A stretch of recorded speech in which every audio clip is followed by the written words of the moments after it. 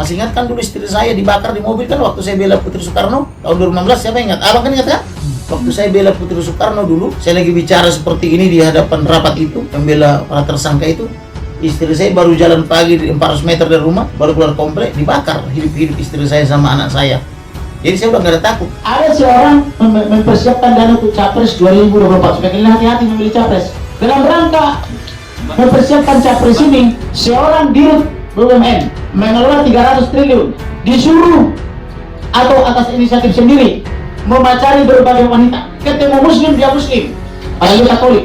Ketemu Hindu dia nikahnya. Ketemu Kristen dia. Semua agama dilakuin. Kesannya Nusantara banget. Wanita-wanita ini ditaruh di apartemen, salah satunya di Uang Presiden Jakarta Barat, Jalan Panjang. Itu bintang 7 itu.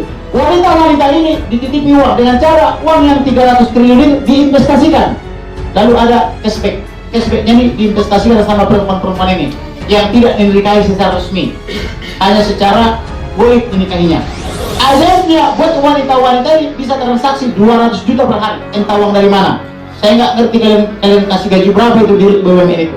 Penyidik mulai dari perwira pertama, perwira menengah sampai perwira tinggi, mulai daripada bintang 1 sampai bintang 3, mereka sangat ketakutan. Kasihan mereka itu bekerja dengan sangat ketakutan. Oleh karena itu, karena mereka sudah mencurahkan isi hatinya kepada saya, cuma Bang Kamarudin Simanjuntak aja yang tidak takut. Kami semua takut katanya. Artinya betapa besarnya pengaruh mafia ini mencengkeram institusi Polri ini, sehingga saya melakukan gerakan moral untuk merebut kembali Polri kita, polisi kita. Karena kita sampai kapanpun ada negara ini kita memerlukan Polri. Oleh karena itu, ayo dong masyarakat Indonesia, kita selamatkan institusi Polri ini dari cengkeraman mafia.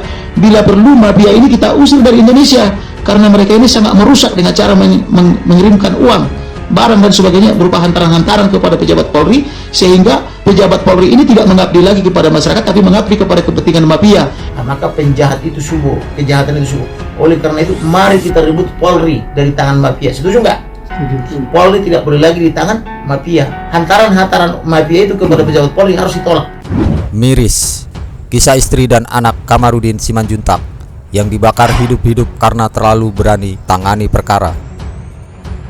Kamarudin Simanjuntak selaku kuasa hukum keluarga Brigadir J menjadi sosok yang mencuri perhatian, yang dengan segala keberanian serta gaya bicara yang selalu berapi-api. Namun, siapa sangka di balik sosoknya yang menggebu-gebu, ternyata ada cerita pilu yang pernah dialami oleh Kamarudin dan keluarganya. Ia menceritakan tragedi kelam yang pernah menimpa anak dan istrinya. Tahun 2016, waktu saya membela Putri Soekarno dulu, istri saya baru jalan 400 meter dari rumah baru keluar komplek, dibakar istri saya dan anak saya. Jadi saya udah nggak ada takut, ujar Kamarudin. Masih ingat kan dulu istri saya dibakar di mobil kan waktu saya bela Putri Soekarno tahun 2016, siapa ingat? Abang kan ingat kan? Waktu saya bela Putri Soekarno dulu, saya lagi bicara seperti ini di hadapan rapat itu, membela para tersangka itu, istri saya baru jalan pagi di 400 meter dari rumah, baru keluar komplek, dibakar hidup-hidup istri saya sama anak saya. Jadi saya udah gak ada takut. Pokoknya jangan pernah takut sama bandit. Bandit yang harus takut, sambungnya. Kamarudin menekankan saat ini ia tidak peduli apapun teror yang didapatnya. Jadi, kalau kita nggak takut dan berani, kejahatan yang berkurang. Tapi kalau kita takut sama mafia, untuk itu, mari kita rebut Polri dari mafia, sambungnya. Pokoknya bandit yang harus takut sama kita. Jangan pernah takut sama bandit. Makanya saya bilang, siapapun kau, saya buru kau. Makanya saya bilang begitu waktu awal membuat laporan perkara ini. Kita nggak peduli, dan kita sudah bosan di teror, mau dipotong, mau dibunuh, saya nggak peduli. Walaupun waktu itu 5 lembaga menyerang saya terus, bahkan buzzer-buzzernya pun seperti Denny Siregar dan kawan-kawan juga menyerang saya.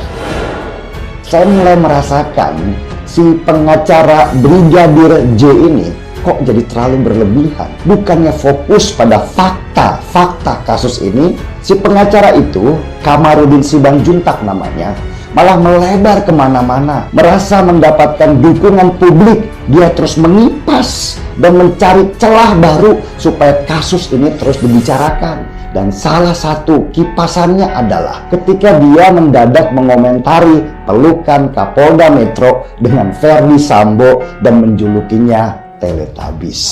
Buat saya ini menunjukkan ketidakprofesionalan si pengacara dalam mengawal kasusnya.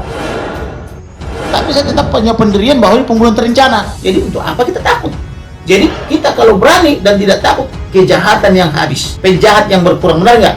Tapi kalau kita tahu sama mafia sama penjahat, maka penjahat itu subur, kejahatan itu subur. Oleh karena itu, mari kita rebut Polri dari tangan mafia. Setuju nggak?